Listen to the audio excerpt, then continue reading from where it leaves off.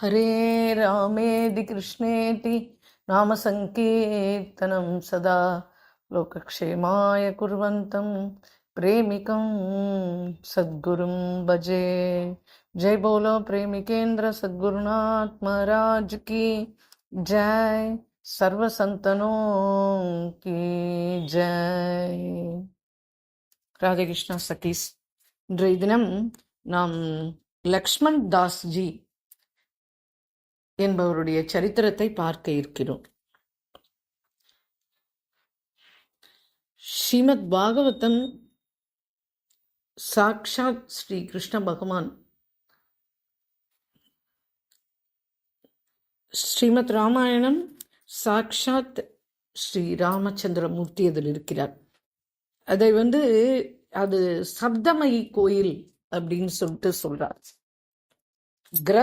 கிரந்தங்கள் இது போன்ற பாகவதம் ராமாயணம் போன்ற கிரந்தங்கள் எல்லாமே வாங்மயி விக்கிரகம். இவை எல்லாமே வேதம் ஸ்வயம் பகவானுடைய வாணிதான்.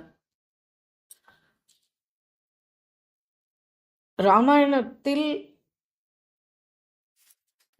ஸ்ரீ வால்மீகி அவதாரமே ஸ்ரீ துளசிதாசர் தான். ஸ்ரீ துளசிதாசர் இயற்றின ராம்சரித் மானஸ் ஒவ்வொரு சௌப்பாயையும் மந்திரங்களுக்கு சமானமானது, அதீதியமானது. ராம்சரித் பாட்டு செய்பவர்களுடைய இல்லத்தில் பூதக மற்ற கிரக பாதைகள்லாம் எதுவும் இருக்காது அப்படின்னு சொல்லிட்டு நார்த்தில் எல்லாரும் அதை ரொம்ப நம்பி எல்லா ராத்துலேயும் ராம்சரித் மானஸ் பாட்டு நடந்துட்டே தான் இருக்கும். ராஜஸ்தானில் நாகூர் ஜில்லா அப்படின்னு சொல்லிட்டு அங்கே மீட்டரி நாமக் அப்படின்னு ஒரு கிராமம். அதில் லிச்சானா அப்படின்னு ஒரு ஸ்தானம். அங்கே இந்த லக்ஷ்மண் தாஸ் ஜி பிறக்கிறார். அவருடைய அப்பா பெயர் பிரதாப் ராம்ஜி, அம்மாவுடைய பெயர் ஸ்ரீ கங்கா தேவிஜி. இவர் பிராமண பரிவாரத்தில் பிறக்கிறார். இவருடைய கோத்திரம் மௌட்டில்ய கோத்திரம். மாக சுக்ல நவமி அன்னைக்கு இவர் பிறந்தார். இவர் இவ அப்பா ஒரு வாத்தியார். குழந்தைக்கு என்னென்னலாம் சொல்லி கொடுக்கணுமோ சம்ஸ்காரங்கள் எல்லாமே அவரே எல்லாம் பக்கத்தில் உட்காந்துன்னு அந்த குழந்தைய பக்கத்தில் உட்கார வச்சுட்டு குழந்தைக்கு படிக்க அக்ஷர அபியாசம் பண்ணும்போதே ராம்சரித் மானஸை கையில் கொடுத்துட்டு அக்ஷர ஜானம், சப்த ஜானம், வாக்கிய ஜானம் எல்லாமே அந்த ராம்சரித் மானஸை வச்சு தான் சொல்லி கொடுப்பார் அவ அப்பா. அந்த குழந்தை எப்போ அபியாசம் பண்ணணுன்னாலும் உடனே அந்த ராம்சரித் மானஸ் புக்கை தான் பிரித்து வச்சுக்கும். எழுத்து கூட்டி அதில் தான் படிக்கும். இப்படி ராம்சரித் மானஸ் கிரந்தத்தை வச்சு அவனுக்கு அக்ஷர ஞானத்தையும் கொடுத்தாரு. அதே சமயத்தில் அந்த குழந்தை பிறந்த உடனே அந்த குழந்தைக்கு ராம்சரித் மானஸ் படிக்கணுன்ற அந்த ஒரு ஆர்வத்தையும் குழந்தையினுடைய மனசுல உண்டாக்கிட்டார். எப்படி விக்கிரகங்களை வச்சு ஆராதனை பண்ணா அதனால சாநித்தியம் இருந்து அது நம்மளுக்கு கிருப்பை பண்ணுமோ, அந்த விக்கிரகத்துல மேல சாநித்தியம் இருந்து அது நம்மளுக்கு கிருப்பை பண்ணுமோ, அதுபோல ராம்சரித் மானஸ பாராயணம் பண்ண ஆரம்பிச்ச இந்த குழந்தைக்கு, சாதாரணமா வச்சு படிக்க ஆரம்பிச்ச இந்த குழந்தைக்கு அந்த கிரந்தத்துல என்ன சாநித்தியம் இருக்கோ அந்த கிருப்பை அந்த குழந்தைக்கு சின்ன வயசுலயே கிடைக்க ஆரம்பிச்சிட்டு. எப்படி விக்கிரகத்துல ஒரு சக்தி ஆவாகனம் பண்ணி பூஜை பண்ணி அதுல அந்த சக்தியை கொண்டுறாளோ, அந்த மாதிரி அந்த கிரந்தத்துக்குன்னு ஒரு சக்தி இருக்கு. அது எழுதினவாள் வால்மீகியோ இல்ல துளசிதாசரோ எழுதும் போதே அந்த கிரந்தத்துக்குன்னு ஒரு சக்தி இருக்கு. அந்த பிரபாவம் அதை பாராயணம் பண்றவர்களுக்கு கிடைக்கிறது. அந்த மாதிரி இந்த குழந்தை ராம்சரித் மானஸை பக்கத்தில் வச்சுன்னு தான் படுத்துன்னு தூங்கும். காலையில் எழுந்த உடனேயே ஓடி போய் அந்த ராம்சரித் மானஸ் புக்கை எடுத்துன்னு தன் கால் மேலே வச்சுன்றும். வச்சுட்டு அப்படியே ஒன்றொன்னா எழுத்துக்கூட்டி படித்து அவள் அப்பா விக்கிரகத்துக்கெல்லாம் அபிஷேகம் பண்ணிட்டு இருப்பா. அந்த குழந்தை பக்கத்தில் உட்காந்து படிச்சு, அப்பா நான் படிக்கிறது சரியாப்பா, நான் படிக்கிறது சரியாப்பா அப்படின்னு கேட்கும் அந்த குழந்தை. அப்படி அந்த லக்ஷ்மணதாஸ் அவ்வளோ அழகாக வளர்ந்துன்னு வந்துட்டுருக்கார். அம்மா பக்கத்துலலாம் இவன் வயசு குழந்தைகள்லாம் நிறைய உண்டு, இவனோட பெரிய குழந்தைகளும் உண்டு. சில சமயம் விளையாடுறதுக்கு போகணும்னு சொல்லிட்டு அவள்லாம் அந்த குழந்தைகள்லாம் வந்து கூப்பிடுவா, ஏ லக்ஷ்மண் விளையாட வரியாடான்னு. அவள் அம்மாவும் சரி இருக்கட்டும் குழந்தை, எந்த வேலையும் ஏதாவது புக்கை வச்சுட்டே உட்காந்துட்டு இருக்கே, சரி போய் கொஞ்ச நாள் விளையாடிட்டு வாடா அப்படின்னு அனுப்பி வைப்பா. இந்த குழந்தைகளோட சேர்ந்துட்டு ஒரு தடவை விளையாடுறதுக்கு போனவுடனே அவள்லாம் என்ன பண்ணா, பக்கத்திலேயே தான் காட்டுப்பகுதி ஆரம்பம், அந்த காட்டுப்பகுதிக்குள்ளே போய் விளையாடுறதுக்கு போனான். இவனுக்கு இந்த லக்ஷ்மண் தாஸ்க்கு அவள் அப்பா அம்மா வச்ச பேர் வந்து லாதுராம். இந்த குழந்தைகளோட சேர்ந்துட்டு இந்த லாதுராமும் விளையாடுறதுக்கு போகிறான். கொஞ்ச நாள் விளையாடிட்டு இருந்தான். அதுக்கப்புறமா ஒரு சம்பவம் நடக்கிறது. அதாவது அந்த குழந்தைகள்லாம் வந்து இந்த மாதிரி ஒரு பக்த பரிவாரத்திலேருந்து வந்த குழந்தைகள் கிடையாது. கொஞ்ச நேரம் விளையாடிட்டு இருந்த குழந்தைகள் என்ன பண்ணிட்டு விளையாடாம அங்கே போயின்னு இருக்கிற அந்த ஜீவ ஜந்துக்கள் எல்லாத்தையும் அடிக்க ஆரம்பிச்சுது. கல் மரம் எல்லாத்தையும் வீசி அதெல்லாத்தையும் நசுக்கிறது அப்படிலாம் பண்ணிட்டு இருந்தது. இவன் தள்ளி நின்று பார்த்துட்டு இருந்தான். இவனுக்கு ஒரே பயமாக இருந்தது. ஏண்டா நம்மலாம் விளையாடுறதுக்கு தானடா வந்தோம், ஏண்டா இதெல்லாம் பண்ணுறேல் அப்படின்னு கேட்குறான். அங்கே ஒரு விசேஷமான ஜந்து, அதுக்கு பேர் பாரடா அப்படின்னு சொல்கிறாவா. இந்த பாரடான்ற இது வந்து கொஞ்சம் மெல்லமாக தான் போகும். அதால் ஃபாஸ்ட்டாக போக முடியாது. கிட்டத்தட்ட ஆமை மாதிரின்னு நினச்சிக்கோங்களேன். அது போகும்போது என்ன பண்ணால் அதை கல்லால் தூக்கி அடித்தா. லாதுராம் கிட்ட சொன்னாடே, நீயும் போய் கல் எடுத்துன்னு வந்து அது மேலே அடிடா, அது பாரு அடித்தா அங்கேருந்து இங்கே ஓடுறது, இங்கேருந்து அங்கே ஓடுறது, எவ்வளோ தமாஷா இருக்குல்ல, நீயும் கல்லால் அடி அப்படின்னா. சரி, இவனும் கல்லை எடுத்துன்னு வந்து அந்த குழந்தைகள் சொல்கிற மாதிரியே கல்லால் அடித்தான். அது அங்கேருந்து இங்கே ஓடித்து, இங்கேருந்து அங்கே ஓடித்து, அந்த குழந்தைகள் அந்த பின்னாடியே ஓடுறா. அந்த பாரடா என்ன பண்ணிட்டு தப்பிக்கணும்னு நினச்சிட்டு ஒரு பொந்துக்குள்ளே போய் பூந்து நிறுத்து. அதோட விட்டுருக்கலாம் மூணும். இந்த குழந்தைகள் அதை விடாமல் என்ன பண்ணா, குரூர சோபாவம் இருக்கிற குழந்தைகள் பாருங்க, அந்த பொந்துக்குள்ள ஒரு மரக்கட்டையை நுழைச்சா. உடனே அந்த ஜந்து வந்து கத்த ஆரம்பிச்சது. உடனே ஒரு பெரிய பையன் என்ன பண்ணான், ஒரு கட்டையில் தீயை வச்சு அதை அந்த பொந்துக்குள்ள அப்படியே விட்டான்.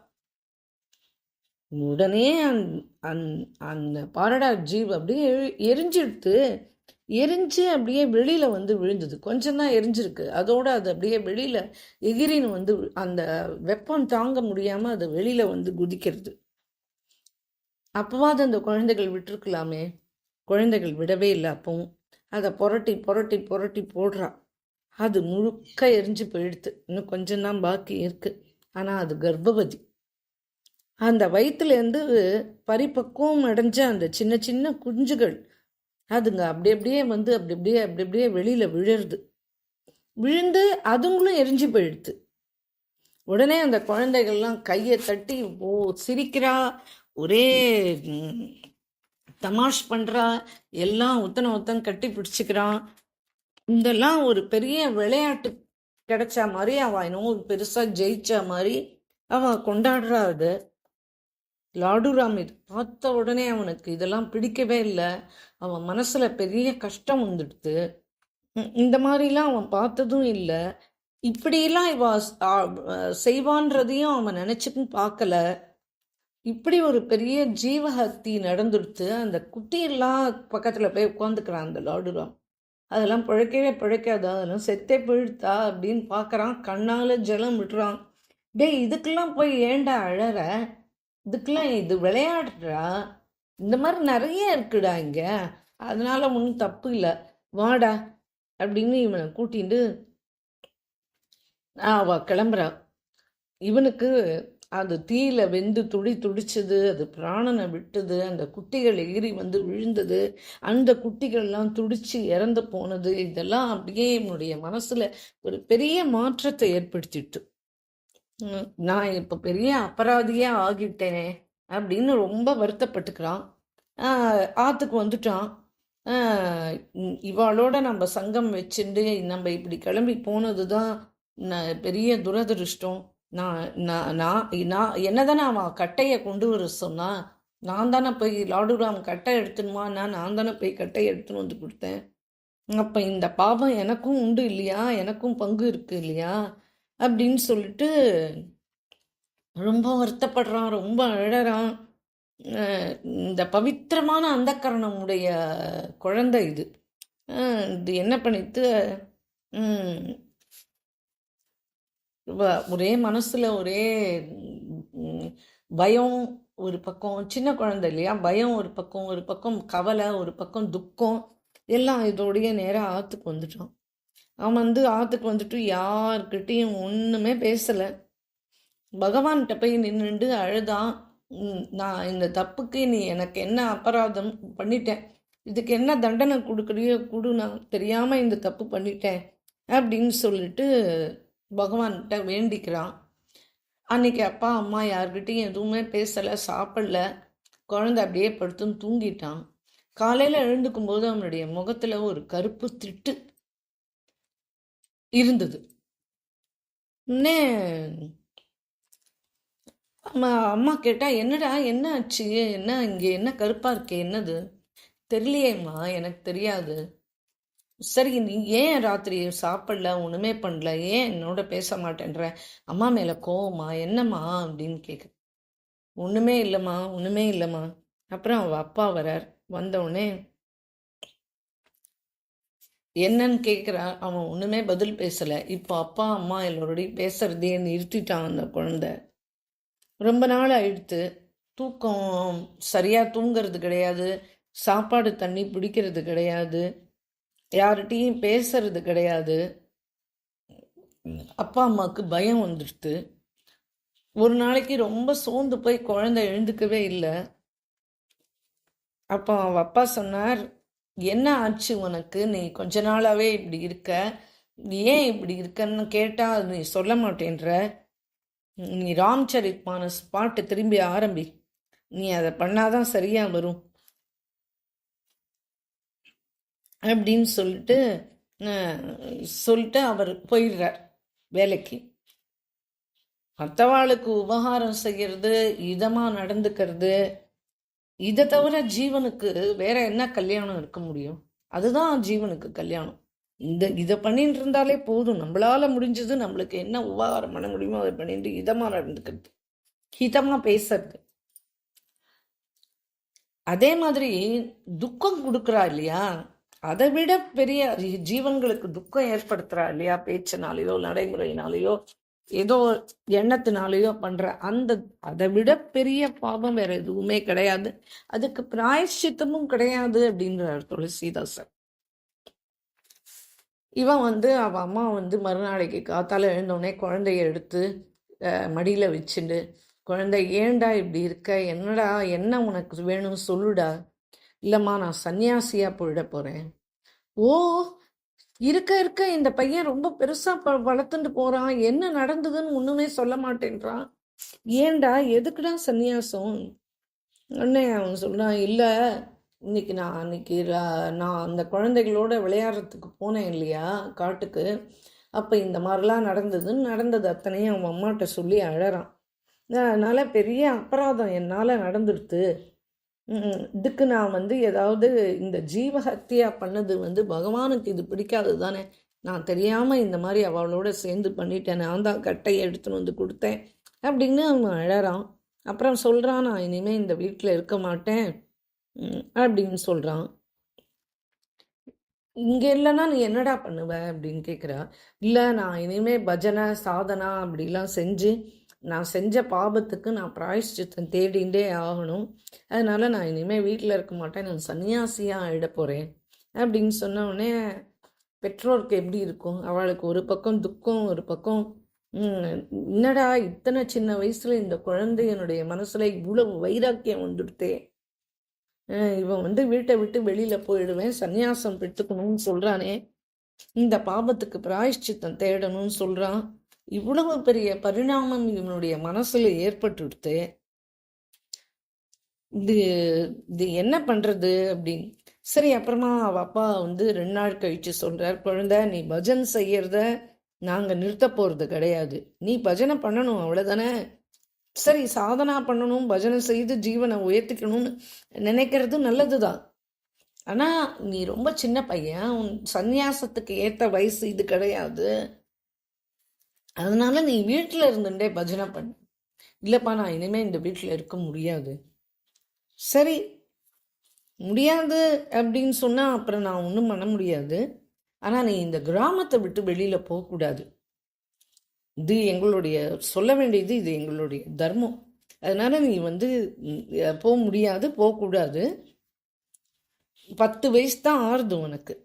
அதனால கிராமத்துக்கு உள்ளேயே எங்கேயாவது ஒரு இடத்த தேர்வு பண்ணிட்டு நீ அங்கே உட்காந்துட்டு பஜனை பண்ணு, சாதனை பண்ணி நாங்கள் பார்க்குற மாதிரி இருக்கணும் நீ அப்படின்னு சொல்லிடுறான். அவ்வளோதான், அந்த குழந்தை கிளம்பி போயிட்டு ஆற்ற விட்டு கிராமத்துக்கு எல்லை இருக்கு இல்லையா, அந்த இடத்துல ஒரு பெரிய தோட்டம் உண்டு. ரொம்ப அழகாக இருக்கும் அந்த தோட்டம். அங்கே எல்லா வசதிகளும் கூட உண்டு. உடனே இந்த பையன் என்ன பண்ணா, நேராக அந்த தோட்டத்துக்கு தான் போனான். அங்கே போய் உட்காந்துட்டு இவன் பாட்டுக்கு ராம பஜனை பண்ணிகிட்டே இருப்பான். ராம பஜனை பண்ணிகிட்டே இருப்பான். இந்த ராம்சரித் மானஸையும் கையில் எடுத்துன்னு போயிட்டான் போகும்போது அந்த குழந்தை. அவனுக்கு வந்து இப்படியே நாட்கள் போயிட்டே இருக்கு. அந்த குழந்தை உட்காந்துட்டு பஜனை பண்ணுறது, யாரோ ஏதோ எடுத்துன்னு வந்து கொடுப்பா கிராமத்தில் இருக்கிறவா, அதை சாப்பிடுவான். திரும்பி அவன் குளிப்பான். அப்படியே பூவெல்லாம் எடுத்து பறித்து, பெரிய நந்தவனம் இல்லையா, அதை பறித்து எல்லாத்தையும் அங்கே இருக்கிற ராமருக்கு சமர்ப்பணம் பண்ணுவான். அப்புறம் உட்காந்து ராம்சரித் மானஸ் பாட்டு 10 வயசு ஆயிடுத்தே, அது பாட்டுக்கு எழுத்து கூட்டி அவன் பாட்டுக்கு படிச்சுட்டு இருப்பான். ராம ஜபம் பண்ணுவான், ராம பஜனை பண்ணுவான். இப்படி போயிட்டே இருந்தது. ரொம்ப நாள் ஆன உடனே அவன் மனசுல தோணித்து, சரி நம்ம வேதம் படிக்கல, வேதாந்தம் படிக்கல, ஒண்ணுமே படிக்கல, அப்புறம் நம்ம தீட்சை வாங்கிக்கல. இந்த ராம்சரித் மானஸ்ல வருதே, குருபின பவன தரையின கோகி அப்படின்னு வருதே, குரு கிருப்பை குரு தீட்சை இல்லாமல் இந்த பவசாகரத்தை நம்ம தாண்ட முடியாதுன்னு ஒரு வாக்கியம் இருக்கேன். அப்படின்னா நம்மளுக்கு குருவும் இல்லை, நம்மளுக்கு தீட்சையும் இன்னும் நம்ம வாங்கிக்கல, நம்மளுக்கு சாஸ்திர ஞானமும் நம்ம ஒன்றும் நம்மக்கிட்ட கிடையாது. சரி, இதெல்லாம் வாழ்க்கைக்கு அவசியம் தானே. நானும் இப்படி பஜனையில் இறங்கிட்டேன். இனிமே நான் என்ன பண்ணணும், என்ன செய்யணும், அம்மாட்டையும் நான் சொல்லிட்டு வந்துட்டேன். இனிமே எனக்கு யார் தீட்சை எடுத்து வைப்பா, யார் எனக்கு சிக்ஷா பண்ணி வைப்பா அப்படின்னு நினைச்சு இந்த குழந்தை ராமனுடைய பாதத்துல ஒரு பொட்டு கண்ணீர் விடுறான். நான் இப்படி வந்துட்டேன், ஆனா என்கிட்ட எந்த விதமான குவாலிஃபிகேஷனுமே இல்லையே, நான் என்ன பண்ணுவேன்னு அப்படின்னு அந்த குழந்தை நினைச்சு அழறான். பக்தாள் கஷ்டப்பட்டா பகவான் பார்த்துட்டு இருப்பானா? அதுவும் இந்த பாலகன் சதா ராமநாமம் சொல்லின்னு இருக்கான். அப்படி ஒன்றும் அந்த பசங்களோட சேர்ந்துட்டு தான் இவன் ஏதாவது கட்டையை தான் எடுத்துன்னு வந்து கொடுத்தான், வேற ஒன்றும் பெரிய பாவம் பண்ணிடல. நான் அவனுக்கு மனசுக்குள்ள இருக்கிற அந்த உறுத்தல் அவனை இந்த அளவுக்கு எடுத்துன்னு போய் விட்டுட்டேன்னு சொல்லிட்டு அவனை நினைச்சு என்ன பண்ண போறோம்னு தெரியலையே அப்படின்னு வருத்தப்படுறான். பகவான் விட்டுடுவானா? பக்தாள் மனசு வருத்தப்பட்டா ஏதாவது உடனே அதுக்கு ஏதாவது ஒரு சொல்யூஷன் உடனே கொடுப்பான் இல்லையா? உடனே பகவான் அவனுக்கு அனுகிரகம் பண்ணுறான். அந்த ஊர்லேயே கௌரி சங்கர்னு ஒரு பெரிய பக்தர். அவர் அதோடு இல்லாமல் பெரிய பக்தர், அதோடு இல்லாமல் அவர் ஒரு பெரிய ராமச்சரித் மானஸ் பிரேமி. சதா ராமச்சரித் மானஸ் படிச்சுட்டே இருப்பார். அவர் ராம பக்தர். அவர் லாடுராமுடைய அப்பாவே அவாத்துக்கு தான் அடிக்கடி போவார் ராம்சரித் மானஸ் கேட்கறதுக்குன்னே.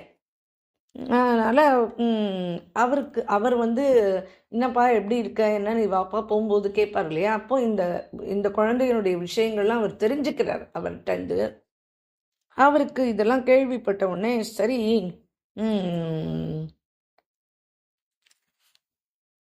அந்த குழந்தைய நம்ம ஒரு நாள் போய் பார்க்கணும் அப்படின்னு தீர்மானம் பண்ணுறார். இந்த கௌரி சங்கர் வந்து பிரதிதினம் பஜனை பண்ணுவார் அப்படின்னு கிரந்தத்தில் வர்ணனை இருக்குது. இந்த பிரதிதினம் அவர் கங்கா லஹரி அப்படின்னு ஒரு விசேஷ கிரந்தம், அதை வந்து ரிஷிகேஷ்லலாம் வந்து அவசர காலம்னு வந்ததுன்னா அப்போ அந்த கங்கா லஹரியை படிப்பாள்.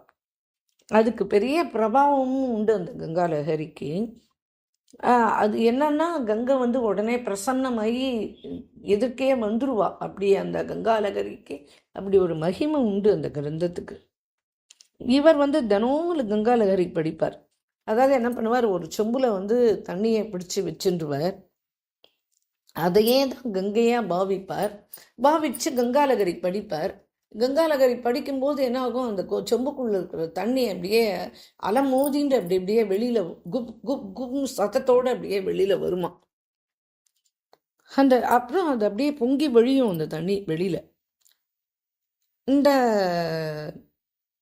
லாதுராமும் அவள் அப்பா கூட்டின்னு போகும்போது இந்த பார்த்துருக்கான், கண் எதிர்க்க பார்த்துருக்கான். அவரை பற்றி தெரியும், அவள் அப்பா கூட்டின்னு போயிருக்கா வாத்துக்கு. இதெல்லாமும் அவன் பார்த்துருக்கான். உடனே பகவத் பிரேரணை ஆறுது அவருக்கு, கௌரி சங்கருக்கு, நீ நாளை காத்தால போய் அந்த குழந்தைய பாரு, லாதுராமுக்கு என்ன வேணுமோ அதை நீ பண்ணி வைக்கணும் அப்படின்னு அவருக்கு பகவான் பிரேரணை கொடுக்குறார். உடனே லாதுராமை பார்க்கறதுக்கு கௌரி சங்கர் கிளம்பி வரார். இவன் இந்த குழந்தைக்கு ரொம்ப மரியாதை ஜாஸ்தி அவர்கிட்ட, பிதா துல்லியம் இல்லையா. லாதுராம் கிட்ட என்னப்பா என்ன இங்கே வந்திருக்க அப்படின்னு கேட்குறார். இப்போ லாதுராம் தன் மனசில் இருக்கிறது அத்தனையும் அவர்கிட்ட கொட்டுறான். கொட்டின உடனே, சரிப்பா நான் ஒன்று சொல்கிறேன், அதை நீ கேட்குறியா? அதாவது எல்லா வேதத்தோட சாரம், ஆகம நிகம சாரம், அதுக்கப்புறமா ஹிருதயத்துக்கு சுகம், இது அவ்வளவும் கொடுக்கறதுக்குன்னு ஒரு கிரந்தம் இருக்குப்பா. அதை வந்து பகவானே பிரகடனம் பண்ணியிருக்காருப்பா. அதனால நீ வந்து நானா புராணாம் நிகமாகம சம்மதம் யத்து ராமாயணே நிகதிதம் க்வச்சித் அந்யதோபி ஸ்வாந்தக சகா சுகாய துளசி ரகுநாத காத்தா பாஷா நிபந்தம் அதிமஞ்சுளம் ஆதனோத்தி. அர்த்தார்த்து என்னன்னா, ராம்சரித் மானஸ் வந்து பல புராணங்கள், வேதங்கள், சாஸ்திரங்கள் இதனுடைய சான்று உடையது. அத்தியந்த சரளமான கிரந்தம். இதை வந்து துளசிதாசர் தன்னுடைய இதய சுகம், சுவாந்த சுகத்துக்காக வேண்டி, தன்னுடைய இதய சுகம் பெறுவதற்காக இதை நாட்டு மொழியில் சொல்லியிருக்காருப்பா அப்படின்னு சொல்லிட்டு, இதுதான் மங்களாச்சரண ஸ்லோகம் அப்படின்னு அவனுக்கு சொல்லி வைக்கிறார்.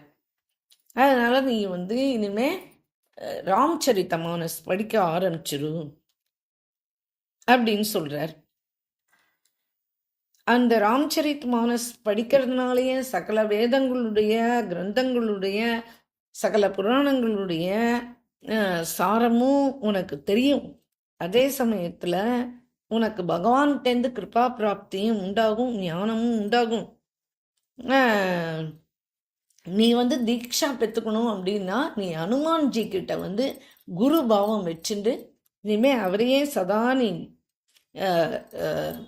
அவரையே நீ வந்து மனசுல தியானம் பண்ணிட்டு நீ எல்லாத்தையும் ஆரம்பிப்பா. அவரையே நீ வழிபட்டுண்டு வா. நீ குருதேவரை தேடி இனிமே எங்கேயும்லாம் போக வேண்டாம், நீ இங்கே இரு. நீ வந்து நான் எனக்கு உனக்கு இப்போ என்ன சொன்னேனோ இது ரெண்டுத்தையும் நீ செஞ்சுன்னு இருப்பா. உன்னுடைய எல்லா அபிலாஷையும் பூர்த்தி ஆயிடும். அனுமானுடைய கிருப்பையினால உனக்கு சத்குரு பிராப்தியும் தானே கிடைக்கும். கோவிந்தனும் உனக்கு கிடைச்சிருவான். எல்லாமே கிடைக்கும். இன்னும் உனக்கு என்ன வேணும் குழந்தை அப்படின்னு கேட்குறார். அப்புறம் அவன்கிட்ட நன்னா கொஞ்ச நாள் உட்காந்து பேசி அவனை சமாதானப்படுத்தினார். அதனோட பரிணாமம் என்ன அப்படின்னு சொன்னா,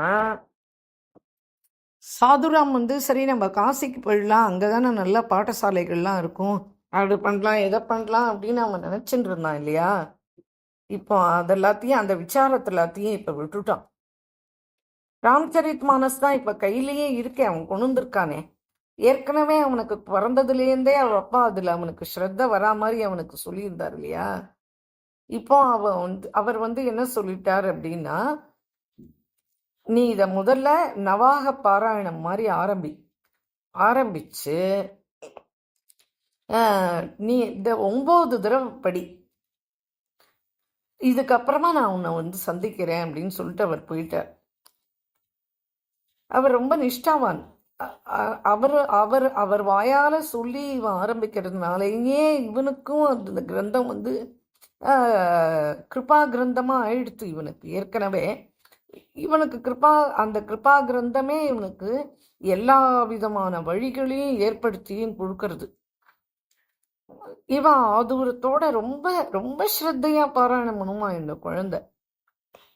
ராதுராம் ஒரே ஆசனத்துல உட்காந்துட்டு ஆரம்பிச்சான்னா ராம்சரித் மானஸ் பாட்டு இந்த நவாக முறைப்படி படிக்க சொன்னார் இல்லையா, அந்த மாதிரி அவன் ராம்சரித் மானஸ் முதல்ல ஒரு தடவை படிச்சு முடித்தான். அவனுக்கு ரொம்ப ஆத்ம திருப்தி ஏற்பட்டது. உடனே சரி, இனிமே நம்ம அவர் சொன்ன மாதிரி 9 தடவை நம்ம முடிச்சிடுவோம் அப்படின்னு சொல்லிட்டு. அதாவது என்ன அப்படின்னு சொல்லிட்டு சொன்னா, ராம்சரித் மானஸ் சொல்றவா சொல்லி குருநாதரால உபதேசம் ஆகி 9 தடவை பாராயணம் மட்டும் ஒருத்தர் பண்ணிட்டான் அப்படின்னு சொன்னா சக்கல விதமான விஷயங்களும் மனோரத்தங்களும் சித்தி ஆயிடும். பிரயாசை பண்ணி ஏதோ ஒரு காரியம் எடுத்து பிரயாசம் பண்ணாலும் நடக்க முடியாத விஷயம் கூட அது நடந்துடும். ஆனால் யோக்கிய குரு கிடைச்சு அவருடைய ஆக்ஞை பேரில் வாரம் திதி எல்லாம் பார்த்து 9 தடவை படித்து முடிச்சாச்சு அப்படின்னா ரொம்ப சமத்காரமான பலன்கள்லாம் பிராப்தி ஆகும். இது சான்றோருடைய வாக்கு அப்படின்னு சொல்கிறார் அவர். லாதுராம இப்போ ராமாயணம் நவாகத்து முறைப்படி 9 தடவையும் முடிச்சுட்டான். எந்த கிரந்தமுமே ஒரு உபாசனா மாதிரி நம்ம பண்ணணும்னா எதுலேயோ எழுதியிருக்கிறத படிச்சுட்டு அப்படி பண்ணக்கூடாதான். அந்த உபாசனா ஏற்கனவே அந்த கிரந்தத்தை பண்ணின பெரியவா சொல்லி அவளுடைய ஆக்ஞை பேரில் பண்ணால் அந்த கிரந்தம் நம்மளுக்கு அப்படியே கிருபா கிரந்தமாக மாறி நம்மளுக்கு அந்த கிருப்பையை வருஷிச்சிடுமா. இப்போ அந்த கௌரி சங்கர் சொன்ன மாதிரி இவர் 9 தடவை முடிச்சார்.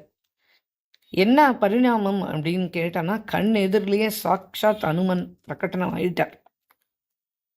உடனே அந்த ஹனுமான் என்ன பண்ணார் தெரியுமா, வந்த உடனே அந்த குழந்தையினுடைய நெத்தியில ஏதோ எழுதினார். அந்த குழந்தைகளுடைய தலையில ஏதேனும் கெட்ட விதி இருந்ததுன்னா கூட அதை சர்வ சமர்த்தன் ஹனுமான்ஜி அதை மாத்துறதுக்கு ஜெய ஜெய ஜெய் ஹனுமானுக்கு சாயி கிருபா கரு குரு தேவக்கினாய் அதை மாத்தியதோடு இல்லாமல் இந்த குழந்தைக்கு நல்லதையும் எழுதிட்டாராம். நல்லதையும் எழுதிட்டு ஆக்ஞை கொடுக்குறார். இந்த மாதிரி மேட்டனின்னு ஒரு கிராமம் இருக்குப்பா, நீ அங்கே போ. அங்கே ஒரு பெரிய மகன் தோத்தர் இருப்பார், சுர்ஜன் தாஸ் அப்படின்னு அவருக்கு பேர். நீ அந்த ஸ்ரீ சுர்ஜன் தாஸ் மகாராஜ் கிட்ட போய் தீட்சை பெற்றுக்கோ அப்படின்னு சொல்லிட்டு நீ உடனே கிளம்பு அப்படின்னு சொல்லிட்டார். அந்த ஸ்ரீ சுர்ஜன் தாசனுடைய கனவுலையும் போய் இந்த மாதிரி ஒரு குழந்தை வருவான், அவனுக்கு நீங்கள் தீட்சை எடுத்து கொடுங்கோ அப்படின்னு சொல்லி அவர் தான் உனக்கு யோக்கியமான குருப்பா அப்படின்னு சொல்லிட்டு அந்தர்த்தியானம் ஆயிட்டார். ஹனுமானுடைய அப்படி ஸ்பர்ஷம் அப்படி நெத்தியில் எழுதினார் இல்லையா, ஹனுமானுடைய ஸ்பர்ஷம் விழுந்த அடுத்த க்ஷணம் இந்த குழந்தைக்கு சர்வ சாஸ்திர ஞானம் உண்டாயிடுது. நிகமா ஆகமா வேத புராணம் எல்லாமே அவனுக்கு எத்தனையும் அப்படியே வந்துடுது. இந்த குழந்தைக்கு பூஜை ஆச்சு, ஆர்த்தி முடிஞ்சது, கிளம்பினார். உடனே கிராமத்தை விட்டு நேராக அந்த மேட்டனி கிராமத்துக்கு போய் சேர்ந்தார். அங்கே போய் சுர்ஜன் தாஸை பார்த்தார். அவருக்கு நமஸ்காரம் பண்ணார். அவரும் புரிஞ்சுக்கிட்டார். நம்ம அனுமான் வந்து சொப்பனத்தில் சொன்ன குழந்தை இவன் தான் அப்படின்ட்டு உடனே அவனுக்கு தீக்ஷா கொடுத்தார். அன்னைக்கு வச்சார் பேர் லக்ஷ்மண் தாஸ்னு. அதுதான் தீக்ஷா நாமம் இவருக்கு. அன்னையிலேருந்து இவர் உலகத்துக்கு லக்ஷ்மண் தாஸாக தான் தெரிஞ்சார். ஸ்ரீ லக்ஷ்மண் தாஸ் மகாராஜ் கி ஜெய் ஹோ. என்னோட ஆக்ஞப்பா, நீ இனிமே பஜனை பண்ணிட்டே இரு. பஜனையை அனவரதம் செய்ய விட்டுறாத. கோசேவா செய்ய ஆரம்பிக்கணும்.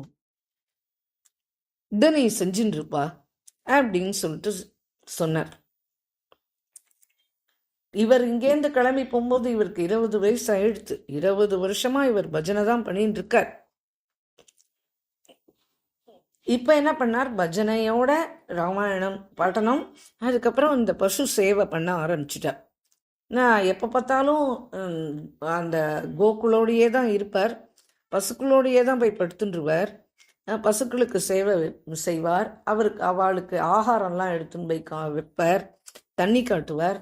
அப்புறம் அந்த சாணிலேயே ஏதோ ஒரு அரிசி மாதிரி ஒன்று இருக்குமா, ஒரு தானியம் இருக்குமா சாணியில். அதை வந்து எடுத்து அலம்பிட்டு அதை சாப்பிடுவாராம். இப்படி 20 வருஷம் கடினமான சாதனை பண்ணியிருக்கார். குரு கிருப்பா கிடைச்ச பிறகுதானே அனுமான் கிருப்பா கிடைச்சது இவருக்கு. அந்த பலமும் இவருக்கு இருக்கு இப்போ. அப்போ என்ன பண்றாரு, இந்த கடின சாதனை வேற செஞ்சு பசுக்களோட இருந்து கோசாவை வேற இப்போ செஞ்சுட்டு இருக்காரு இல்லையா. அதுக்கு மேல குரு இப்போ வந்து தீக்ஷா எடுத்து ஜபம் எடுத்து வச்சார் இல்லையா, அதையும் இப்போ பண்ணிட்டு இருக்கார். இப்படியே ஆன உடனே ரொம்ப நாள் ஆச்சு. என்ன இவர் இந்த கோசேவா பண்ணி பண்ணி பண்ணி பண்ணி பண்ணி என்ன கோபாலனுடைய பிரீத்திக்கு ஆளாயிட்டார். மனசுல இவருக்கு இப்போ கோபாலனுடைய பிரேம உதயமாக ஆரம்பிச்சிடுத்து. இப்போ இந்த தடவை குருவை பார்க்கறதுக்கு போனார். உடனே குரு சொன்னார், இனிமே நீ கோபால் சகஸ்ரநாமம் பாட்ட ஆரம்பிச்சிருப்பா அப்படின்னு சொன்னார். சரி அப்படின்னு ஒத்துன்ட்டு கிளம்பிட்டார். சகஸ்ரநாமம்ன்றது வந்து கோபால் சகஸ்ரநாமம் என்றது என்ன அப்படின்னா, அதோடைய விஷய வஸ்து என்ன அப்படின்னா, கைலாச பர்வதத்தில் பார்வதி பரமேஸ்வரர் உட்காந்துருக்கா. அப்போ பரமேஸ்வரன் கிட்ட பார்வதி கேட்குறா, நீங்கள் சதா ஏதோ பாட் பண்ணுறேளே, ஏதோ ஒரு சகஸ்ரநாமம் சொல்லின்னு இருக்கேளே, நாமம் வந்து ராமநாமம் உச்சாடனம் பண்ணுறேன், ஆனால் ஏதோ ஒரு சகஸ்ரநாமம்னு சொல்கிறீங்களே அது என்ன அப்படின்னு கேட்குறா. அவர் சொல்கிறார், நான் நிரந்தரம் கோபாலனை தான் வழிபடுவேன், நான் வந்து கோபால் சகஸ்ரநாமம் தான் சொல்கிறேன் அப்படின்னு சொல்கிறேன். உடனே அவளுக்கு, ஆனால் நீ இதை ரகசியமாக வச்சுக்கோ அப்படின்னு சொல்கிறேன். உடனே இவ வந்து சரி அப்படின்னா நீங்கள் எனக்கும் உபதேசம் பண்ணுங்களே அப்படின்னு கேட்குறா. அப்படின்னா இதனுடைய விஷய வஸ்து என்ன அப்படின்னு சொன்னால், வைஷ்ணவானாம் யதா சம்புன்னு, வைஷ்ணவர்களையே சர்வசிரேஷ்டம் சர்வோத்தமர் யாரு அப்படின்னு கேட்டால் சிவபெருமான் தான். அவருடைய வாணியாலேயே அவருடைய இஷ்ட தெய்வம்னு அவர் சொல்றது வந்து கோபாலனை தான். இந்த கோபால சகசரநாமத்தினுடைய பெரிய மகிமை என்ன அப்படின்னு கேட்டா, ஜீவனுக்கு வந்து ஏதோ ஒரு அனர்த்தம் இருக்கிறதுனால தான் அவன் ஜென்மா எடுத்து வரான். இந்த ஜீவனுடைய அனர்த்தம் என்னெல்லாம் இருக்கோ அது எல்லாமே வினாசம் ஆயிடும். அப்புறம் கிருஷ்ணனுடைய சரணாரம் விந்தத்துல பரம பிரேமம் உண்டாகும். அதனால வேண்டி இப்போ குருதேவ் சொன்ன மாதிரி அவருடைய ஆக்ஞை பிரகாரம் கோசேவா, அப்புறம் கோபால சகஸ்ரநாமம், இதெல்லாம் அந்த குழந்தை பண்ணிட்டே வரான். இந்த உபாசனா இப்போ அவர் சொல்லி கொடுத்தது என்னன்னா, கிருஷ்ண உபாசனா ஐஸ்வர்ய பாவ உபாசனா தான் அவர் சொல்லி கொடுத்துருக்க. அந்த விதியை இவனுக்கு எடுத்து வைக்கிறார். துவாரகாதீஷ் கிருஷ்ணனை வந்து எப்படி ஆராதனை பண்ணணும், எப்படி தியானம் பண்ணணும், எப்படி ஸ்மரணை பண்ணணும், எப்படி உபாசனா விதி என்ன, இது எல்லாம் அவனுக்கு வந்து சொல்லி வைக்கிறார் இவர். கோபாலன் சகஸ்ரநாமம் பாட்டு நீ பண்ற இல்லையா, அது அதோட சேர்த்து இதெல்லாமும் நீ செஞ்சுட்டு வா அப்படின்னு சொல்லிட்டு இவர் சொல்லி கொடுக்குறார். உடனே இந்த குழந்தை வந்து இந்த கோபால் சகஸ்ரநாமத்தை விடாம அந்த மாடுகளை மேய்ச்சின்னு போடுறானே, போகும்போது பூரா இந்த கோபால் சகஸ்ரநாமம் சொல்லிகிட்டே தான் போவான் அந்த குழந்தை. இப்ப என்ன ஆயிடுத்துன்னா, இப்படியே அவன் பண்ணி பண்ணி பண்ணி பண்ணி அவனுடைய சுவாசத்துக்கு சுவாசம் வாயிலேந்து எப்ப பார்த்தாலும் கோபாலா, கிருஷ்ணா, ஏ பன்வாரி, ஏ ராதிகாரமன், ஏ வல்லப் மாதவ், ஏ கோபி மனரஞ்சன், ஏ சித்தச்சோர் இப்படின்னு நிரந்தர நாமம் தான் வாயில வந்துட்டே இருக்கும். இவருடைய விசேஷ இதுவே இப்போ என்ன எடுத்து அப்படின்னா கோசேவா கோபால சகஸ்ரநாமம். அது இல்லாம இப்போ துவாரகா கிருஷ்ண ஐஸ்வர்ய பாவத்துல ஆராதனை கிருஷ்ணனை பண்றது. இந்த மூணும் அப்படியே ரொம்ப ஸ்ரத்தையா பண்ண ஆரம்பிச்ச உடனே கிருஷ்ணனோட கிருப்பையும் மேல விழுந்துடுத்து. ஒரு நாளைக்கு சரத் பூர்ணிமா, ஜனங்கள்லாம் இல்லாத இடத்துல தான் இவன் உட்காந்துட்டு இன்னைக்கு ராத்திரி கோபால சகஸ்ரநாமம் பாட் பண்ணிட்டு இருக்கான். அப்போ ராஜஸ்தான்லாம் ஜாட்கள் தானே இருப்பா, ஜாட். அந்த ஜாட் ரூபத்துல ஒரு వ్యక్తిயை பார்க்குறான். இந்த தலையிலலாம் முண்டாஸ் கட்டிட்டு அப்படி, அதான் ஜாட் மாதிரி ஒரு వ్యక్తిயை பார்க்குறான். உடனே இவன் கேட்குறான், நீ யாருப்பா அப்படின்னு கேட்குறான். அதுக்கு வந்து அந்த వ్యక్తి பதில் சொல்றான், தாரி ஹோலி ஹோலி மே அப்படின்னு அந்த ஜாட் பாஷையில பதில் சொல்றான். இவன் பிறந்தது வளர்ந்தது எல்லாம் ராஜஸ்தான் தானே. நீ யார உபாசனை செய்கிறையோ அந்த பங்கிலையும் நீ சொல்ற இவன் யாரோ அவன்தான் நான் அப்படின்னு சொல்லிட்டு அந்தர்தானம் ஆயிட்ட. இப்ப இவனுக்கு பண்ண பண்ண பண்ண இவனுக்கு பாவ சமாதி வந்துடுத்து, அந்த நிலைமை வந்துடுத்து இவனுக்கு. அப்போ இந்த பாவ சமாதிக்கு இவன் போனா திரும்பியும் அந்த ஜாட்டு அவன் வரான். உடனே அவன் சொல்றான், இவன் நமஸ்காரம் பண்றான் இந்த தடவை. உடனே நாளைக்கு காத்தால விடிஞ்ச உடனே நீ கிளம்பி துவாரகா போலாம் அப்படின்னு, உன்னுடைய சாதனை எல்லாம் புஷ்டி ஆயிடுத்து குரு கிருப்பைனால. அதனால நீ நாளைக்கு கிளம்பி துவாரகா கிளம்பு அப்படின்னு சொல்லி காலையில எழுந்துட்டான். யார்கிட்டையும் எதுவும் பேசலை, யார்கிட்டையும் எதுவும் சொல்லிக்கல, ஒன்றும் செய்யாம நடந்து நடந்து நடந்து நடந்து அவன் பாட்டுக்கு துவாரகா போறதுக்கு ஆரம்பிச்சுட்டான். போயின்னு இருக்கான். 20 வருஷம் அந்த கிராமத்துல இந்த தோட்டத்துல இருந்து அவன் சாதனைகள்லாம் பண்ணியிருக்கான் இல்லையா. அதுக்கப்புறம் இந்த குருநாதரை பார்த்து இதெல்லாம் முடிஞ்சுது. அதுக்கப்புறம் இப்போ துவாரகாவுக்கு போறான். போய் சேர்ந்தாச்சு துவாரகா. கோமதி நதியில போய் குளிக்கிறான். குளிச்சுட்டு கோயில் துவாரத்துல போய் நிற்கிறான். அங்க இருந்தவன் என்ன சொல்றான், இல்லப்பா நீ கோயிலுக்குள்ளெல்லாம் போக முடியாது. அப்படியா, ஏன் போகக்கூடாது? நான் நல்லா குளிச்சுட்டு கோமதி இதில் குளிச்சுட்டு தானே வந்தேன், ஏன் என்னை உள்ள அனுப்ப மாட்டேன்? அந்த பிராச்சீன காலத்துலலாம் எப்படின்னா சங்கு சக்கர கதா பத்மம் இந்த 4 முத்திரையும் பொதிச்சுட்டாதான் கோயிலுக்குள்ளேயே போறதுக்கு அனுமதிப்பாளாம் அந்த காலத்துல. ஏன்னு கேட்டானா உள்ள துவாரகாதீசன் வந்து சாக்ஷாத் ஸ்வரூபத்துல இருக்கான். அதனால வேண்டி அது விடமாட்டா, அந்த சுத்த வைஷ்ணவால தான் விடுவா. அதுவும் அவ வந்து இந்த முத்திரை பதிச்சிருக்கணும். அதனால அவனை வாசல்லையே நிக்க வச்சுட்டா. உடனே அவன் சொல்றான், சரி எனக்கு இப்ப நீங்க அந்த தப்த முத்ரா பண்ணி வைங்கூட, நீங்க பண்ணி வச்சு என்னை இப்ப உள்ள அனுப்புங்கூட அப்படின்னு சொன்ன. நீ வந்து 70 ரூபாய் கொடுக்கணும் அதுக்கு அப்படின்னு சொல்ற. 2 புஜத்திலையும் வைக்கணும், 70 ரூபாய் கொடுக்கணும். அடேங்கப்பா, ஒரு காசு ஜல்லி காசு இல்லாம நான் கிளம்பி நடந்து நடந்து துவாரகாக்கே வந்துட்டேன். ஆனா வர வழியில யாரோ ஏதோ கொடுத்தா சாப்பிட்டேன், வந்தேன், குளிச்சேன், இந்த பிரபுவை பார்க்கறதுக்கு வந்தாச்சு. ஆனா நீங்க திடீர்னு 70 ரூபாய் கொண்டானா நான் எங்க போவேன்? என்கிட்ட ஏது அவ்வளோ பணம் கிட்ட ஒன்றும் இல்லை அப்படின்னு என்ன பண்ணா, அந்த கோயில்ல ஒரு மூலையில போய் உட்காந்துட்டான். மனசு உடைஞ்சு போய் முத்ராக்கு பைசா கேட்குறா, நான் என்ன பண்ணுவேன் அப்படின்னு வருத்தப்பட்டு தானே பேசிக்கிறான். உடனே இப்போ திரும்பியும் அந்த ஜாட் வர, என்னப்பா ஏன் இங்க வந்து உட்காந்துட்டு இருக்க, என்ன ஆச்சு இல்லை நீங்கள் சொன்னேன், நான் துவாரகாவுக்கு வந்தாச்சு. இப்போ இவ வந்து முத்ரா இல்லாமல் உள்ளே விட முடியாதுன்னு சொல்கிறா. என்கிட்ட காலனா காசு கிடையாது. நான் முத்திரை போட்டுக்கணுன்னா நான் ரூபாய்க்கு எங்கே போவேன்? அதனால அவள் உள்ளேயும் விட மாட்டேன்றா. இப்போ நான் என்ன பண்ணுறதுன்னு தெரியல அப்படின்னு சொல்லிட்டு சொல்கிறான். சொன்ன உடனே அவர் சொல்கிறார், நான் இப்போ தான் முத்திரை போட்டுட்டு வரேன். அதனால இப்போ என் தோள்லேருந்து உன் தோளுக்கு அப்படியே நான் ஸ்பர்ஷம் பண்ணி வைக்கிறேன் இரு அப்படின்னு ரெண்டு பக்கமும் ஸ்பர்ஷம் பண்ணி வைக்கிறார். அவன் கையில் வந்து சங்கு சக்கர கதா பத்ம முத்திரை வந்துடுது. உடனே நேராக அந்த கியூக்கு போன உடனே அவள் உள்ளே விட்டுட்டா. நேரம் உள்ளே போய் பார்க்குறான். துவாரகாதீஷ் சாக்ஷாத் ரூபத்தில், சாக்ஷாத் ஸ்வரூபத்தில் அப்படியே இவனுக்கு தரிசனம் ஆகிற அனுபவம் உண்டாருது. துவாரகாதீஷ் இவனை பார்த்து மந்தஹாசமாக புன்னகை செய்கிறான்.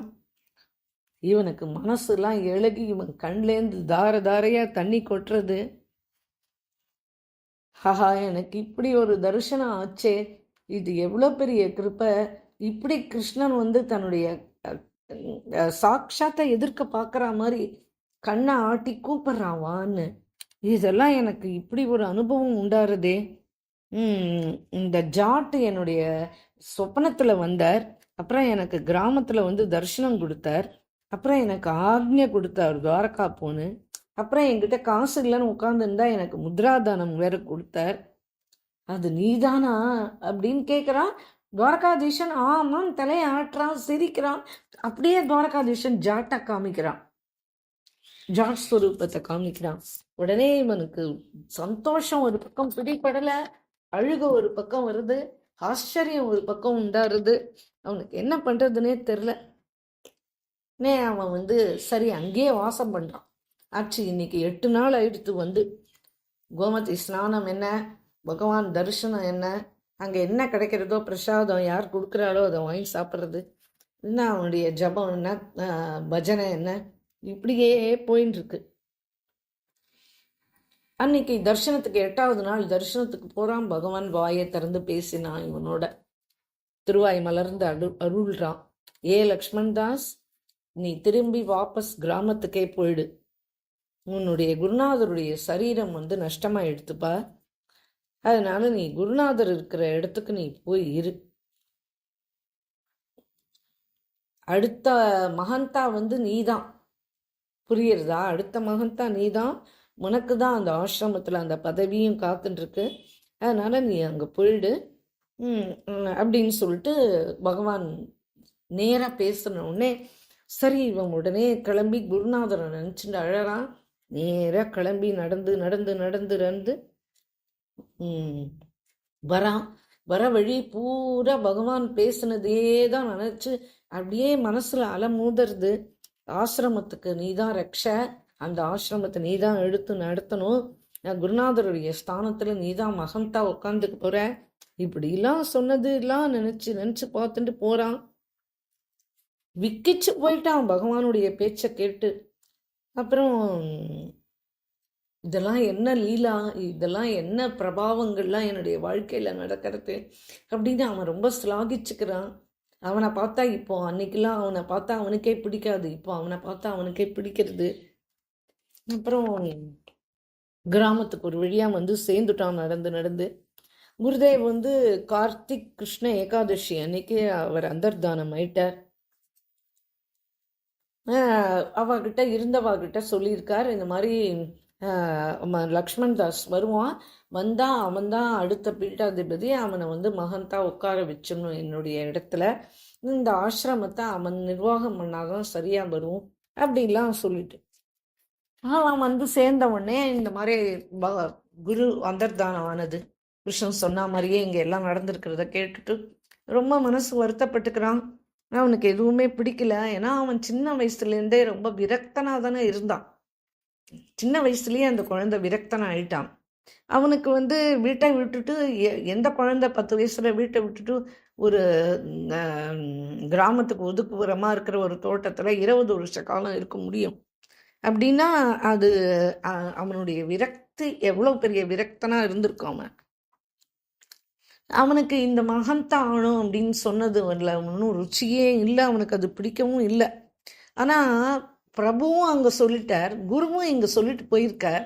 அதனால் வேண்டி பிரபு இச்சா அப்புறம் குருவோட ஆக்ஞை இது ரெண்டுத்தையும் மனசில் வச்சுட்டு சரின்னு மகன் தாயிட்டார்.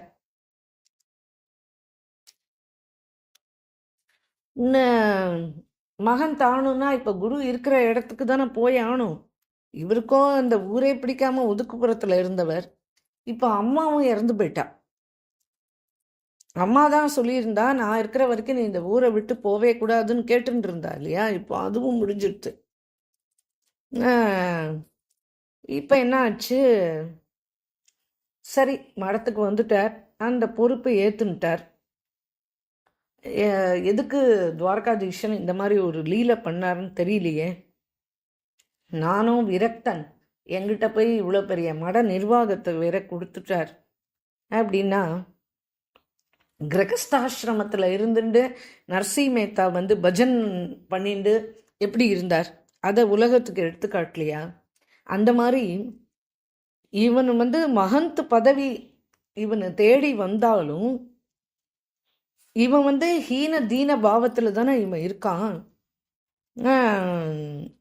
இவன் வந்து பக்கா வைஷ்ணவன் இல்லையா. ஆனால் விரக்தனா இருக்கிறவன் ஒரு மடாதிபதியா ஆனா அந்த மடம் எப்படி இருக்குன்றத உலகத்துக்கு எடுத்து காட்டணும் அப்படின்றதுக்காக வேண்டிய இந்த இந்த லீலையை நடத்துறார் போல இருக்கு பகவான். இந்த பக்தி பண்ணணும். பக்தியினுடைய மூலம் என்ன? தாசபாவம். இந்த தாசபாவம் என்னை விட்டு போயிடக்கூடாது அப்படின்னா, இவன் தான் இந்த பதவிக்கு ஏத்தவன், இவனுடைய மனசுல எப்படி இருக்கு பாத்தியா, நம்ம இப்படிதான் இருக்கணும் அப்படின்னு சொல்லிட்டு. அதனால இந்த மகந்த்ன்ற சப்தத்துக்கே வாஸ்தவமான அர்த்தம் என்ன அப்படின்னு கேட்டனா, மடாதிபதி அப்படின்னா என்ன அர்த்தம் அப்படின்னா, அவன் சுவாமி கிடையாது, அந்த மடத்துக்கு அவன் பிரதான சேவக். இந்த பிரதான சேவக்குன்றது தான் அதனுடைய உண்மையான மடாதிபதின்றதுக்கு அர்த்தம். அதனால இதை உலகத்துக்கு எடுத்து காட்டணும் அப்படின்றதுக்காகவே பகவான் ஆடிய திரு விளையாடலாக்கும் இது அப்படின்னு நினச்சிக்க. இந்த இடத்துல வந்து பிரதான சேவை என்னென்ன சேவைலாம் ஏற்கனவே குருநாதர் நடத்தின்னு இருந்தாரோ, அங்கே சாது சேவை நடக்கும், கோ சேவா நடக்கும், நாம பிரச்சார சேவா நடக்கும். அந்தந்த சேவாக்காக ராஜஸ்தான்காரெல்லாம் ரொம்ப பணக்காரா இல்லையா, அவெல்லாம் பணம் எடுத்துன்னு வந்து கொட்டுவா. இவர் வந்து எந்தெந்த தர்மத்துக்காக யார் யார் எந்தெந்த கோசேவாக்காக கொடுத்துருக்கா அப்படின்னா, அதுலேருந்து ஒரு பைசா கூட துர்பிரயோகமே பண்ணக்கூடாது. அது வந்து குருதேவ் என்ன சொன்னாரோ அந்த மார்க்கத்தில் தான் நம்ம போகணும். இதெல்லாமே சொல்லலாம், ஆனால் செய்யறது ரொம்ப கடினம் இல்லையா. பிரபுக்கு இன்னொன்று என்ன அப்படின்னா, இந்த பெரிய மகந்த் பதவியில இவரை உட்கார வச்சாலும் இவர் எப்படி பஜனானந்தியா இருக்காரு, இவர் எப்படி பஜன நிஷ்டரா இருக்கார், இவர் எப்படி நிர்வாகம் பண்றார், இதெல்லாத்தையும் ஆதர்ஷமா உலகத்துக்கு எடுத்து காண்பித்தார். இவர் வந்து சொல்றதுக்கு தான் இவர் அந்த மடத்துக்கு மகந்த். ஆனா ஸ்வயம் இவர் என்ன பண்ணுவார்னா, காலையில ஆசிரமத்தை பெருக்குவார், துடைக்கிற வேலை பண்ணுவார், எல்லா வேலையும் இவருக்கு செய்ய தெரியும், செய்யறதுக்கு தயாராகவும் இருப்பார். சிஷியர்கள்லாம் சாப்பிட்டுட்டு யார்கிட்டையும் போய் ஏன் இந்த வேலை செய்யலையா, அந்த வேலை செய்யலையா, இது ஏன் இப்படி இருக்கு, அது ஏன் இப்படி இருக்கு, இது கேட்கவே மாட்டார், செஞ்சு காட்டுவார். இவர் செய்யறத பார்த்து அவளே செய்வா. அப்புறம் சிஷியாலாம் சாப்பிட்டுட்டு எச்ச இலையெல்லாம் எங்கேயாவது போட்டு வச்சிருந்தானா, யார் இங்கே போட்டது என்ன அதெல்லாம் கேட்க மாட்டார், தானே அந்த எச்ச இலையத்தையும் பொறுக்கி எடுத்துட்டு போய் எங்கே போடணுமோ அங்கே போடுவார். எப்படி வாழணும், எப்படி சேவை செய்யணும் அப்படின்றத வாயில சொல்லாம செஞ்சு காண்பிக்கிறவர் இவர். பசுமாடு சாணி போட்டதுன்னா அதை உடனே எடுத்து அந்த இடத்த சுத்தம் பண்ணணும். அதை செய்யாம இருந்தாருன்னா, அந்த பக்கம் வந்தாருன்னா உடனே தானே போய் அந்த வேலையை செய்வார். அதை போய் யார்கிட்டையும் சொல்ல மாட்டார், நீ அதை செய்ய இது செய்யணும், தானே அதை சுத்தம் பண்ணிடுவார். அப்படி ஒரு சேவக்கா இருந்தார் இவர். இவ்வளவு பண்றாரே, அவர் என்ன ஆகாரம் பண்ணுவார் தெரியுமா? ஒன்றுமே பண்ண மாட்டார். ஒரு டம்ளர் பால் தான் ஒரு நாளைக்கு நிவேதனம் ஆனது, அது மட்டும் குடிப்பார். ஒரு நாளைக்கு பார்வதி தேவியுடைய தரிசனம் ஆறுது இருக்கு. இந்த கிருப்பான்ற கதவு திறந்துடுத்துன்னு வச்சுக்கோங்க, நாலா பக்கத்துல இருந்தும் கிருப்பை வர்ஷிக்க ஆரம்பிச்சிடும். அந்த மாதிரி பார்வதி தேவியை இவர் என்னைக்குமே கொண்டாடினதே கிடையாது. ஆனா அன்னைக்கு பார்வதி தேவி தரிசனம் கொடுக்குறார். அவர் சொல்றா, அப்பா நீ இந்த மாதிரிலாம் எதுவுமே சாப்பிடாம இருக்கக்கூடாது, ஒரு நாளைக்கு 250 கிராம் இந்த சோண்ட்டுன்னு சொல்லுவாங்களாம், இந்த இஞ்சியை உலர்த்தி அதை ஒரு பக்குவம் பண்ணி வச்சிருப்பா. அதில் வெள்ளம்லாம் போட்டு அதை ஒரு பக்குவம் பண்ணி வச்சிருப்பா. அந்த சோண்ட் நீ 250 கிராம் ஒரு நாளைக்கு சாப்பிடணும்ப்பா, அதாவது நீ செஞ்சுதான் ஆகணும் அப்படின்னு அவர் ஆக்னே கொடுக்குறா. அதுலேருந்து தினம் அந்த 250 கிராம் சோண்ட் அதை மட்டும் டெய்லி சாப்பிட்டுன்னு வருவார். அந்த ஒரு டம்ளர் பால் குடிப்பார்.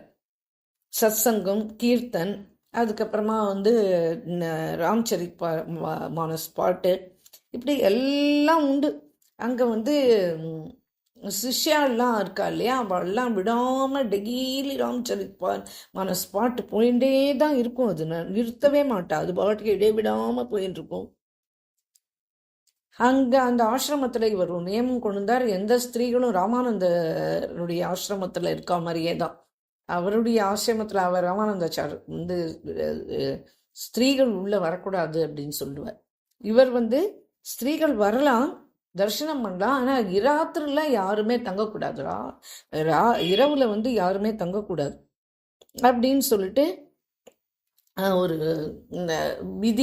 விதிச்சு அது பிரகாரமே நடக்கும். அந்த மடமும், அந்த மடத்தில் எல்லாமே டைம் பிரகாரம் நடக்கும். பெரிய பெரிய ராஜாக்கள்லாம் கூட வருவா தரிசனம் பண்ணணும் அப்படின்னு சொல்லிட்டு.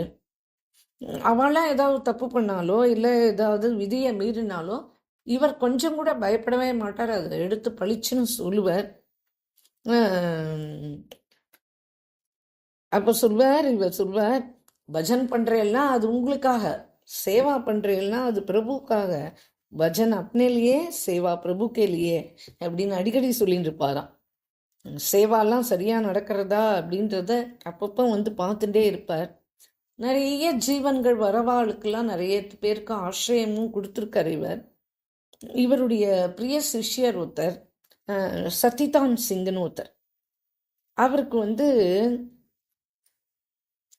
அவருக்கு என்னென்ன பாவம், வாழ்க்கையில் சில சமயத்தில் பாக்கியத்தை பகவான் கொடுத்தா கூட சில சமாச்சாரங்கள்லாம் விபரீதமாக இருக்கிற மாதிரி இருக்கும். சிலது அனுகூலமாக இருக்கும், சிலது விபரீதமாக இருக்கும். அதனாலேயே அவர் என்ன பண்ணுவார், அடிக்கடி இந்த குருவை சந்திப்பார். குரு சரணத்தில் அவருக்கு ரொம்ப பக்தி உண்டு, ஸ்ரத்த உண்டு.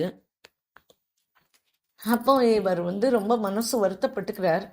உடனே அவர்கிட்ட சொல்றார், தான் அவருடைய கௌரிசங்கர் சொல்லி 9 தடவை ராம்சரித் மானஸ் பாட்டு 9 தடவை நவாக முறையில் பண்ணார் இல்லையா, அதை இவருக்கு சொல்கிறார்.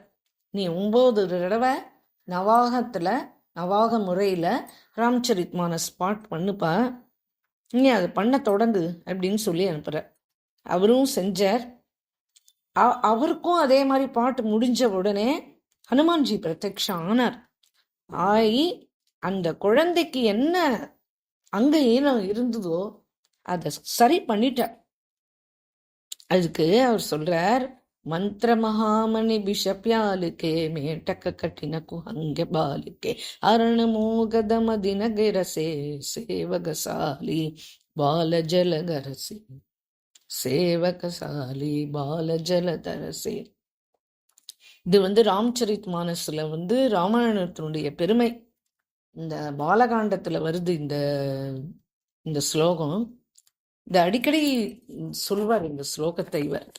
அது என்ன அப்படின்னா, என்னுடைய அர்த்தம் என்ன அப்படின்னா, இந்த சிற்றின்பத்துல இருக்கிற ஒரு வேட்கைன்றது எப்படின்னா, அது கொடிய பாம்புனுடைய விஷம் மாதிரி. அந்த கொடிய பாம்புனுடைய விஷத்தை இறக்கிறதுக்கு அந்த காலத்துலலாம் மந்திரங்கள்லாம் இருக்கும் இல்லையா, அந்த மாதிரி மந்திரம் இந்த ராம்சரித் மானஸ் அதில் இருக்கு. இந்த மந்திர மகாமணி விஷய பாலுக்கே மேட்டக்க கட்டின பூ அங்க பாலுக்கே அப்படின்னு இருக்கு இல்லையா, அந்த மாதிரியான மகாரத்னம் இது.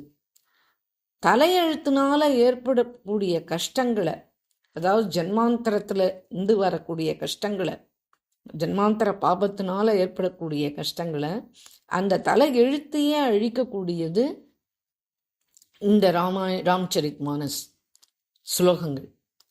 இன்னொன்று, அதுக்கு மேலே இன்னொன்று சொல்கிறார், முன்வினைன்றதை தடுக்கவே முடியாது, அது எப்படியாவது நடந்தே தீரும். அந்த அந்த முன்வினையே நடக்காமல் தடுக்கிறதுக்கு இதுகிட்ட சக்தி உண்டு. அப்புறம் அஜ்ஞானம்ன்ற இருட்டை போக்குற சூரிய கிரணம், அதுவும் இந்த ராம்சரித் மானஸ். அப்புறம் அதுக்கு மேலே கடைசியில் சொல்கிறார், அடியார்கள்ன்ற பயிர்களை காக்கின்ற மேகம் எது கேட்டால் அதுதான் இந்த ராம்சரித் மானஸில் இருக்கிற ஸ்லோகங்கள்.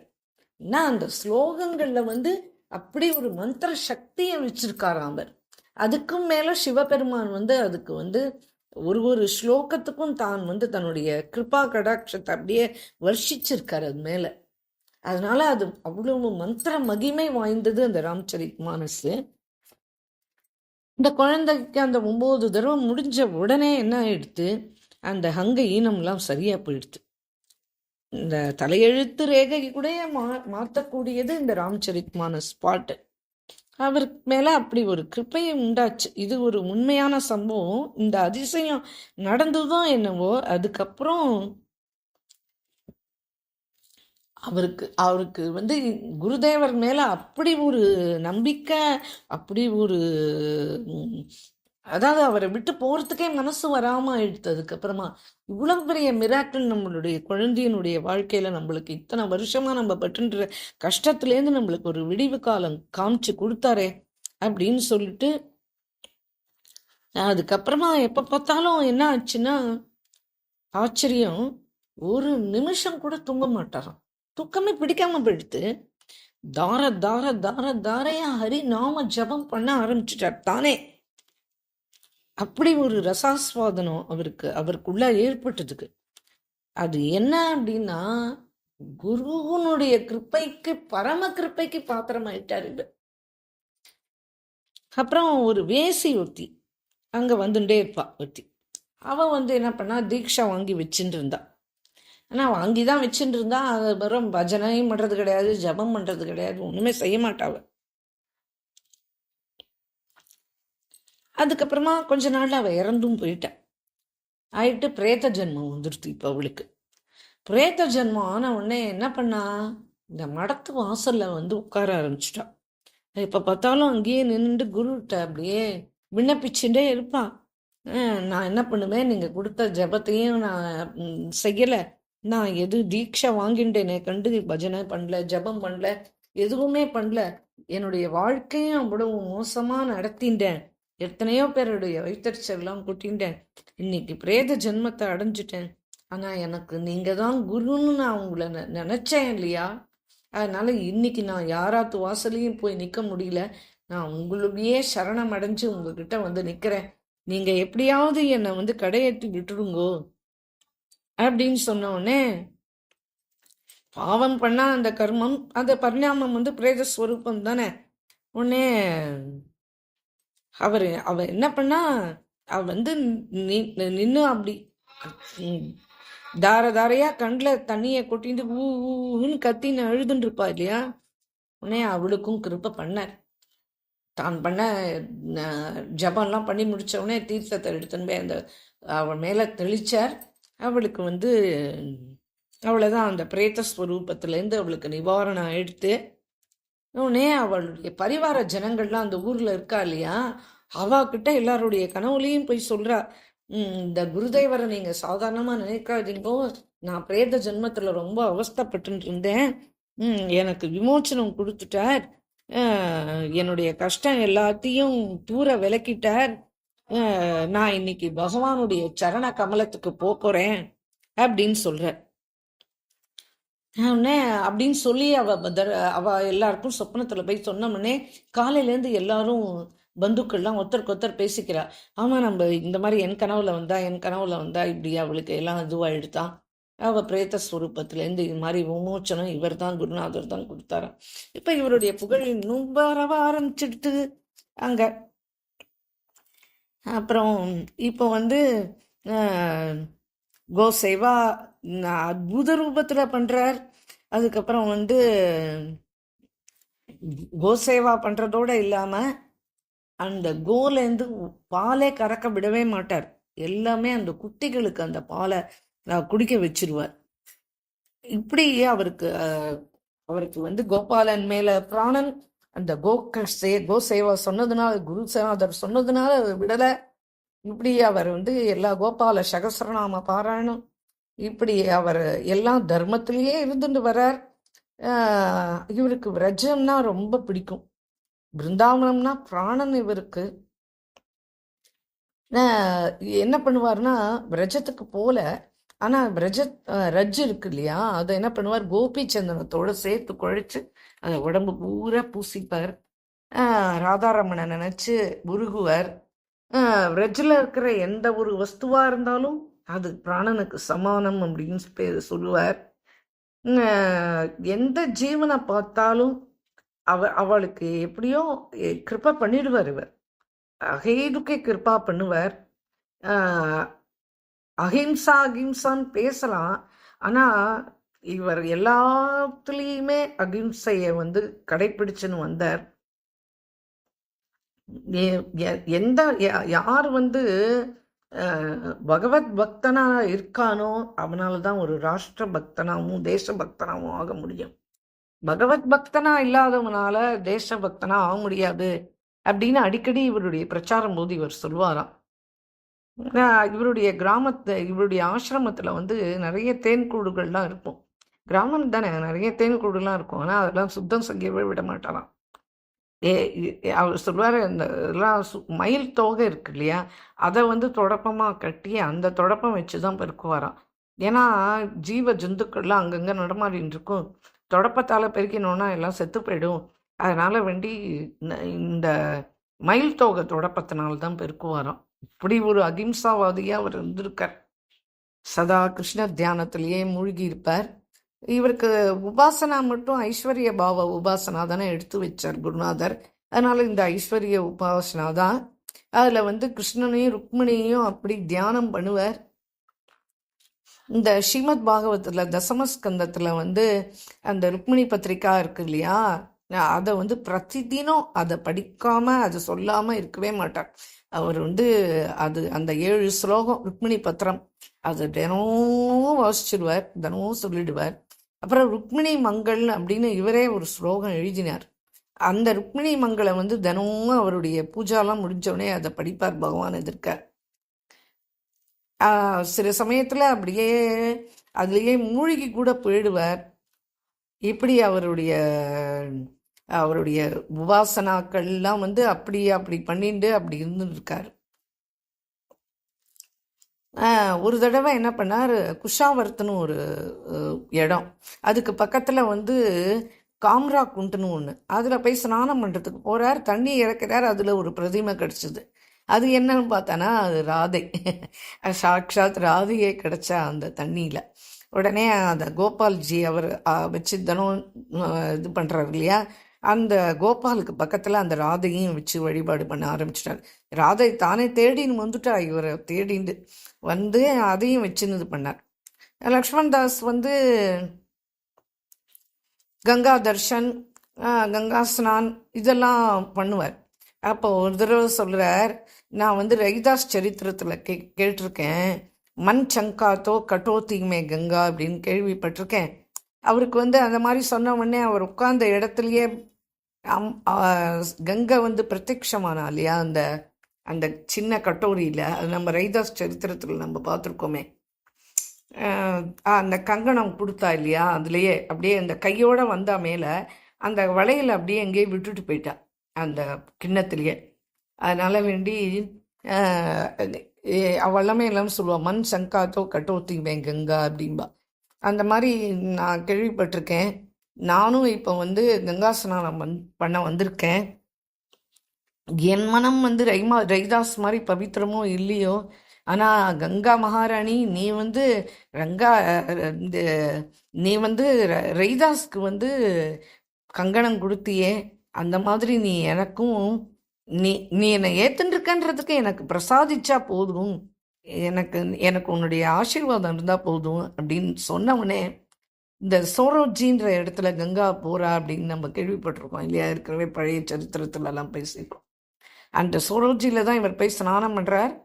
அங்கே கங்கா பிரத்யட்சமாய் வந்து தன்னுடைய சூடாமணியை அப்படியே கழட்டி விட்டு கொடுத்துட்டு போயிட்டான். கடைசி காலம் வரைக்கும், அந்திம சமயம் வரைக்கும் அந்த சூடாமணியை வச்சு தான் கங்கா பூஜை தினம் தன்னுடைய பூஜையில் ஒரு அங்க பூஜையில் கங்கா பூஜையும் பண்ணுவார். அது அந்த சூடாமணியை வச்சு தான் பண்ணிட்டு இருந்தார். எப்படி இவருடைய வாழ்க்கையில் அனுபவங்கள்லாம் ரொம்ப அதிசயமான அனுபவங்கள் இருக்கும். எப்பவுமே சதா கிருஷ்ணன் ருக்மிணி தியானத்தில் தான் இவர் மூழ்கி இருப்பார்.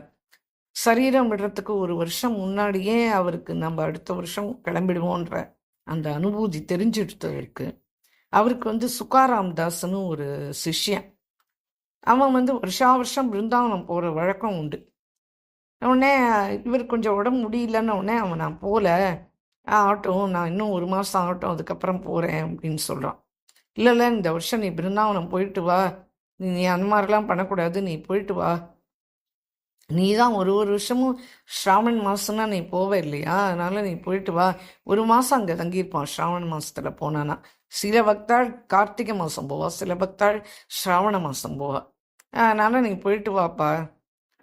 சரின்னு சொல்லிட்டு, ஆனால் இந்த தடவை குரு இப்படிலாம் சொல்லியிருக்கார் அப்படின்னு சொல்லிட்டு இவன் என்ன பண்ணுறான், ஆஸ்வின மாதம்தான் போகிறான், ஸ்ராவண மாதம் போல. அவர் கூடயே இருக்கணும்னு நினைக்கிறான், அவர் கூட இருக்கான். அப்புறமா அந்திம சமயத்தில் நம்ம தானே கூட இருந்துக்கு குருநாதருக்கு சேவை செய்யணும் அப்படின்னு சொல்லிட்டு நினச்சிக்கிறான். அப்புறம் ஆஸ்வின மாதம் வந்தது. சரி, ஆஸ்வின மாதம் வந்துட்டு நம்ம இப்போ இந்த ஸ்ராவண மாதம் நல்லபடியாக கழிஞ்சிட்டு ஆஸ்வின மாதம் வந்துட்டு சரி நம்ம இப்போ போயிட்டு வந்துடலாம்னு சொல்லிட்டு அவன் கிளம்பி பிருந்தாவனத்துக்கு போயிட்டான். இங்கே வந்து ஆஸ்வின சுக்ல ஏகாதசி அன்னைக்கு இவர் அந்தர்த்தியானம் ஆயிடுறார்.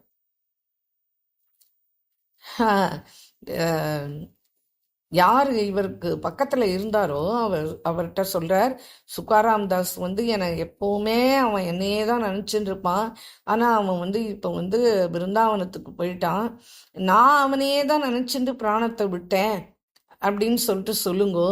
என் தலைமாட்டுக்கு 2 பக்கமும் ருக்மிணி கிருஷ்ணன் அவள் 2 பேரும் நிற்கிறா, இந்த தரிசனம் எனக்கு ஆயிடுத்து, அதனால் நான் கிளம்புறேன்னு சொல்லுங்கோ அப்படின்னு சொல்லிட்டு